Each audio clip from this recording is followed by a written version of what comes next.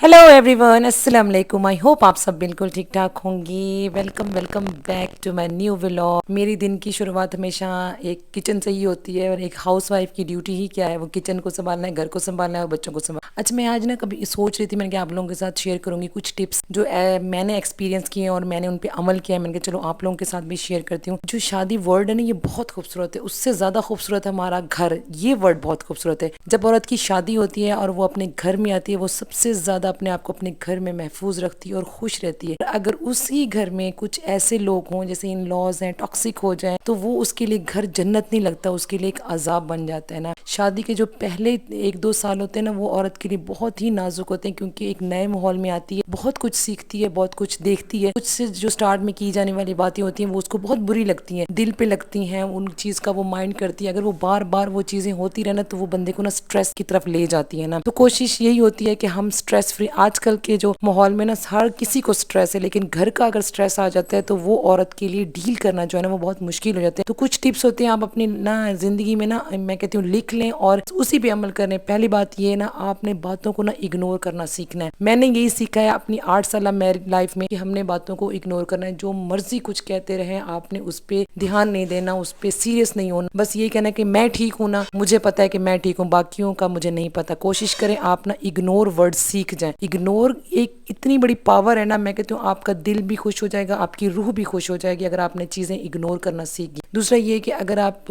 अपनी mother in law को या अपनी ननद को वैसा ही रिश्ता देती हैं, लाइक जैसे बहन का है या माँ का है, अगर वो चीज आप उनको देंगी ना, तो मैं कहती हूँ कब तक वो आपके साथ टॉक्सिक रहेंगे। किसी न किसी जिंदगी के मोड़ पे वो आपके साथ नरम जरूर हो जाएंगे, लेकिन हाँ, जिनकी हैबिट बन जाए बार बार आपको तंग करने की ना, आप अवॉइड करें। अपने हस्बैंड को खुश रखें, अपने हस्बैंड को ना एतमाद में लें, ताकि वो भी आपके साथ रहे। और अच्छा हस्बैंड वही होता है जो अपनी बीवी की हौसला अफजाई करता है और हमेशा ये कहता है कि यार मैं आपके साथ हूँ, आप परेशान ना हो। औरत की सबसे बड़ी एनर्जी भी वही होती है। फॉर एग्जाम्पल, अगर मैं परेशान हूँ ना, अगर मैंने अपनी परेशानी अपने हस्बैंड के साथ शेयर कर दी है, तो अगर उसने मुझे ये कहा है कि ना आप परेशान ना हो, मैं आपके साथ हूँ, मैं कहती हूँ मेरी एनर्जी ना डबल हो जाती है। हर शादीशुदा औरत बहुत से मसले मसाइल से गुजरती है, क्योंकि कोई भी घर परफेक्ट नहीं है, हर किसी को किसी न किसी चीज़ का मसला है। और मोस्टली मसला यही होता है कि आपकी टॉक्सिक इन लॉज होते हैं, मदर इन लॉ हो जाती है या ननद हो जाती है। जैसे अल्हम्दुलिल्लाह, अल्लाह का शुक्र है, मेरी जो ननद है ना वो माशाल्लाह बहुत अच्छी है, मदर इन लॉ बहुत अच्छी है। लेकिन मैं बहुत से माशरा है ना, मैं देखती हूँ ना,